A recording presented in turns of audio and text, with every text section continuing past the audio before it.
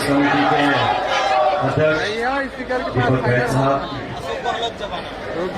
हमारे नेता प्रतिपक्ष साहिल जी, एआईसीसी के महासचिव सम्माननीय मुख्यमंत्री बघेल साहब, के सिंह जी, और वहाँ से उपाध्याय जी, विधायक महोदय, गुरु जी, जावेद साहब, साहू जी, अकबर साहब, पठानिया जी, देवेंद्र जी, हमारे आकाश शर्मा जी और बहुत सारे विधायक, हमारे चौबे साहब, नौजवान चौबे साहब खाएं। उम्र तो जज्बे से दिखती है और आज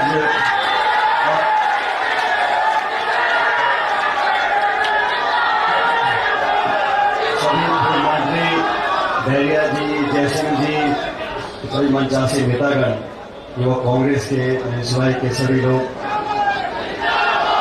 और आज मैं सभी नेताओं के भाषण सुन रहा था।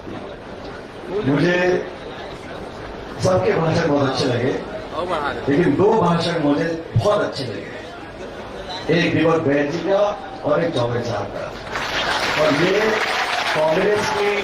कांग्रेस की विचारधारा, कांग्रेस के संस्कार हैं, जहां पर कोई कितनी कोशिश कर ले, लेकिन इस पार्टी ने 135 साल से, आजादी से पहले से लेके आज तक देश के प्रत्येक कोने में, हर जिले, गांव, देहात में भी कार्यकर्ताओं, नेताओं ने अपने खून पसीने से इस देश की मिट्टी को सींचा है।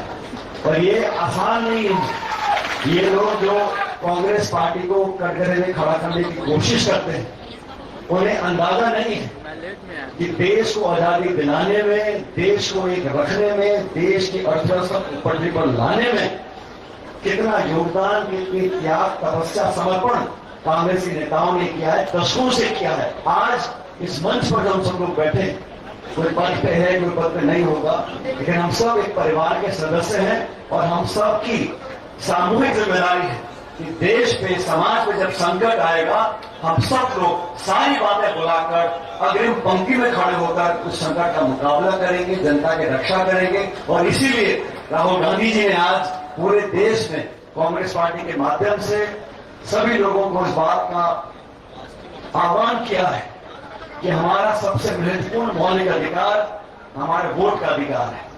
आप कल्पना करो, सन 52 में जब पहली बार देश में चुनाव, आम चुनाव हुए थे, तो बहुत से लोग जो पश्चिमी देशों के थे वो कहा करते थे कि हिंदुस्तान में लोकतंत्र कामयाब नहीं होगा, क्योंकि लोकतंत्र, प्रजातंत्र पढ़े लिखे लोगों के लिए कामयाब है और शिक्षित लोग लोकतंत्र को इस्तेमाल कर सकते हैं। ये हमारे नेताओं के, हमारे आजादी दिलाने वाले नेताओं ने, कांग्रेस पार्टी के नेताओं ने बड़ा मन रख के, सोच रख के प्रत्येक व्यक्ति को, हर जाति बिरादरी को, उस समय जब अंग्रेज देश को छोड़ के गए थे, क्या हालात देश में थे, विभाजन हुआ था, खून की नदियां बही थी, के बावजूद उसके हर जाति, छोटे बड़े, अमीर गरीब, सब व्यक्ति को एक वक्त एक वोट का अधिकार दिया था। और वो वरदान दिया संविधान के माध्यम से। अम्बेडकर जी ने संविधान लिखा, नेहरू जी ने संविधान को लागू कर देश में सब लोकतंत्र की जड़ों को गहरा किया। और मुझे इतना दुख है देखकर, आज जिन संस्थानों को 70 साल से अलग अलग सरकारों ने पोषित किया, उन संवैधानिक संस्थाओं को जानबूझ के आप खोखला कर रहे हैं। निर्वाचन आयोग की जिम्मेदारी है कि चाहे पंचायत हो, चाहे लोकसभा हो, सारे चुनाव पारदर्शी तरीके से हों। हम अखबार में पढ़ते थे पहले, एक कोई पहाड़ पे दूर दराज कोई एक झोपड़ी में रहते हैं, 2 मतदाता, तो मतपेटियों को लेकर निर्वाचन अधिकारी 4-4, 5-5 दिन पैदल जाते थे कि वो वोट खाली न रह जाए। जंगल में, रेगिस्तान में, पहाड़ों पर जाकर वोट की पेटियां रखते थे ताकि एक एक वोट की कीमत हो सके, गिनती हो सके। अब हम क्या देख रहे हैं, लाखों लाख वोटों के नाम काट रहे हैं। बिहार में लाखों वोटों के नाम काट दिए। अरे मुझे को बता रहा था, हम विधानसभा में थे, 125 साल के, 127 साल के, 112 साल के दर्जन लोगों के नाम वोट में डाल रखे हैं, वोटर लिस्ट में डाल रखे हैं। जो जिंदा है नाम काट दिए, जो मर गए उनके नाम जोड़ दिए। और राहुल गांधी जी ने प्रमाण दिया सब देश के सामने, कर्नाटक में दिन दहाड़े वोट की चोरी हुई है। उस वोट चोरी का जो हमने प्रमाण दिया, सबूत दिया, उस पर आज तक कोई ना तो कार्रवाई हुई, ना उसको झुका सकते हैं। आज वोट चोरी रोकने के लिए हमने छत्तीसगढ़ समेत पूरे देश के अंदर हम लोगों ने अभियान चलाया और मुझे खुशी है कि आप इतनी देर से, इतने घंटों से यहाँ पर बैठे हो, क्योंकि आप जानते हैं जिस मुद्दे को राहुल जी ने उठाया है वो मुद्दा कितना गंभीर है और कितना महत्वपूर्ण है। मैं आप सबसे आग्रह है, आज इस जोश उत्साह से आपने हम सबका स्वागत किया, हम सबको मान सम्मान दिया। आने वाले समय में इस वोट चोरी को रोकने के लिए हस्ताक्षर अभियान, पद यात्राएं, जन समर्थन, जनसंपर्क हम लोगों को करना पड़ेगा, गांव गांव जाना पड़ेगा।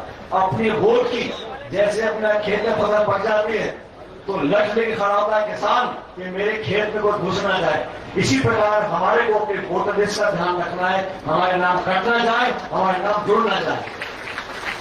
जहां तक सरकार की बात है, भूपेश जी ने, दीपक जी ने बता दिया आपको, मैंने इतनी जल्दी कोई सरकार फेल हो जाए पहली बार देखा, और वो इसलिए हो रहा है क्योंकि सरकार चलाने वाले लोग रायपुर में नहीं बैठे, वो दिल्ली से हो रहा है जो कुछ हो रहा है। सारे आदेश निर्देश वहां से आते हैं, ट्रांसफर पोस्टिंग वहां से होती है और यहाँ को पर्ची दी जाती है, ये भाषण देना है, इतना बोलना है, इसके फालतू बोलना नहीं है। तो चुनाव फिर आएगा और फिर वही बात करेंगे, हिंदू की, मुसलमान की, ईसाई की, मंदिर की, मस्जिद की, और वोट बटोरने का काम करेंगे। 11 साल से केंद्र में सरकार बीजेपी की है, 11 साल से, कम नहीं होता।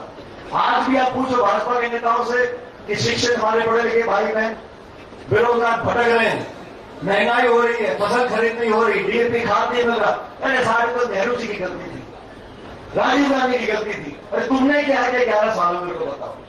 मैं सरकार में मंत्री था मनमोहन सिंह जी के साथ, उस समय किसानों ने मांगा नहीं था, अर्थव्यवस्था अच्छी हो गई थी भारत की, तो सोनिया गांधी जी और मनमोहन सिंह जी को लगा अगर हम लोग संपन्न हो रहे हैं, अगर मध्यम वर्ग संपन्न हो रहा है, अगर हम लोग आईटी के क्षेत्र में, टेलीकॉम क्षेत्र में बहुत आमदनी देश कमा रहा है, तो क्यों ना हम उनकी चिंता करें जो सबसे गरीब और तबके में हमारे किसान भाई रहते हैं। 72,000 करोड़ रुपए का ऋण मनमोहन सिंह ने माफ किया किसानों का, और जब वो माफ कर रहे थे ऋण तो बड़े बड़े नेता, बड़े बड़े अर्थशास्त्रियों ने बोला कि सोनिया गांधी जी, मनमोहन सिंह जी, आप क्या कुकर्म कर रहे हो, इन किसानों का ऋण माफ कर दोगे तो अर्थव्यवस्था चरमरा जाएगी, बैंक दिवालिया हो जाएंगे, ये सारे किसान बिगड़ जाएंगे, ये बार बार ऋण लोन लेके करा करेंगे। अरे वो उस समय मैंने कहा था, जो लोग इस ऋण माफी का विरोध कर रहे हैं वो जानते नहीं कि किसान किस मिट्टी का बना है।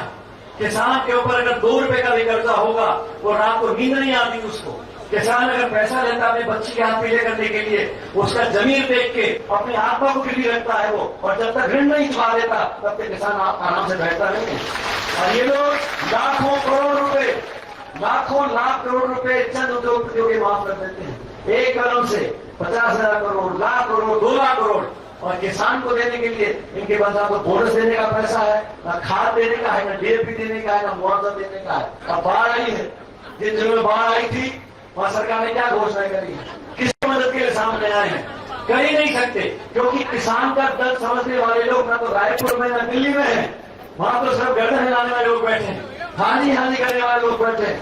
अरे हम भी सरकारों ने काम किया है, हम लड़ते थे, संघर्ष करते थे किसान के अधिकार के लिए, यहाँ ऐसा कोई नहीं है। इसलिए आप लोगों को समझना पड़ेगा, सत्ता परिवर्तन तो होगी, जैसा दीपक जी ने कहा। अभी हमें 3 साल इसी सरकार को झेलना है, लेकिन हमें घर नहीं बैठना। वोटों पर जो आक्रमण कर रहा है, गरीब का अधिकार छीनना चाहता है। मुझे इतना खेद हुआ, पटना में राहुल गांधी जी रैली निकाल रहे थे, वोट अधिकार रैली, वहां पे गृहमंत्री जी का भाषण आया। राहुल गांधी तो घुसपैठियों के लिए संघर्ष कर रहा है, जो किसान है, दलित है, आदिवासी है, नौजवान है, वो घुसपैठिया है। और एक एक वोट की चोरी अगर हम नहीं रोकेंगे तो कल ये कुछ भी रद्द कर सकते हैं। इसी वजह आप लोगों से निवेदन है, जैसे अभियान हम लोगों ने चलाया है, इसको और गति दें और मजबूती से करें। और आपको विश्वास दिलाता हूं, खड़गे जी और राहुल जी ने हम सब कांग्रेसियों पर एक दायित्व रखा है, इसको पूरा करने में हम पीछे नहीं हटेंगे। और हमारी विनम्रता को, हमारी शालीनता को, हमारी मधुर वाणी को, हमारे अहिंसा में विश्वास को कोई कमजोरी ना समझे। तो कांग्रेसी जब सड़क पे आता है तो बड़े बड़ों के होश उड़ जाते हैं, और मैं जानता हूं आप में वो दम है, आप वो कर सकते हो। इसलिए साथियों, संविधान की रक्षा करना, वोट चोरी को रोकना, निर्वाचन आयोग पर दबाव बनाकर उनको सही रास्ते पर लेकर आना, और जो घमंड और आक्रमण की राजनीति कर रहे हैं, दिल्ली की बैठी सरकार सत्ता के नशे में चूर है। वो बोलते हैं 50 साल हम राज करेंगे, हमें कोई हराने वाला नहीं है। वो जानते हैं चुनाव आएगा, वोट चोरी करो, सत्ता में आओ, फिर चुनाव आएगा, फिर वोट चोरी करो, सत्ता हम होने नहीं देंगे। इसलिए राहुल गांधी जी का समर्थन करना है और हम सब लोगों को मिलकर इस वोट चोरी को रोकने के लिए मेहनत से काम करना है। और आज मैं धन्यवाद करना चाहता हूं तमाम छत्तीसगढ़ कांग्रेस पार्टी के सब नेताओं को, ब्लॉक से, जिले से, देश के जितने भी हम सब कार्यकर्ता नेता हैं, इस मुहिम को आगे बढ़ाने में आप सब ने योगदान दिया। और आप सब हमारे कांग्रेस परिवार के सदस्य आप बैठे हो, मैं आपका हाथ जोड़कर धन्यवाद करता हूं कि आपने हिम्मत हम लोगों को दे रखी है कि राहुल गांधी जी के हाथों बहुत ताकतवर बनाए। और क्योंकि मैं राजस्थान से आता हूं, मेरे पास जिम्मेदारी इस प्रदेश की है और राजस्थान, मध्य प्रदेश, छत्तीसगढ़, हम तीनों का रोटी बेटी का रिश्ता है और हमारे चुनाव साथ साथ आते हैं। तो मैं आपको विश्वास दिला रहा हूं कि न सिर्फ छत्तीसगढ़ में, लेकिन मध्य प्रदेश, राजस्थान में, तीनों राज्यों में 3 साल के बाद सरकार कांग्रेस पार्टी की बनने जा रही है। मौके पर कांग्रेस जी आपको, जिला कांग्रेस कमेटी को, सबको बहुत बहुत धन्यवाद और परमपिता परमेश्वर से कामना करता हूं आप लोग जैसे आज मैं आपके चेहरे मुस्कुराते देख रहा हूं, इसी तरह मुस्कुराते रहो, फलो फूलो, आगे बढ़ो। भगवान आपको बहुत लंबी उम्र दे। बहुत बहुत शुक्रिया। राम राम साहब।